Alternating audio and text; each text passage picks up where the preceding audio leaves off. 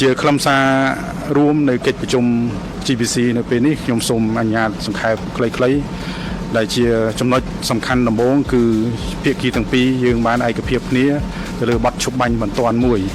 ដែលនឹងចូលជាធរមានចាប់ពីថ្ងៃនេះនៅម៉ោង 12 ថ្ងៃត្រង់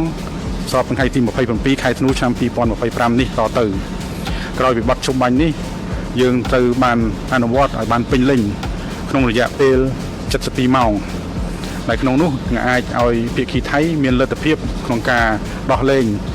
យោធិន18កម្ពុជា18រូបដែលបានជាប់នៅប្រទេសថៃអស់រយៈពេល151ថ្ងៃមកហើយខ្ញុំសង្ឃឹមថា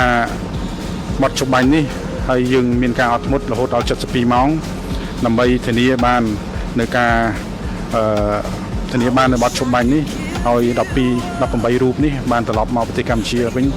ជួបនឹងបងប្អូនក្រុមគ្រួសាររបស់គាត់វិញនៅថ្ងៃខាងមុខនេះ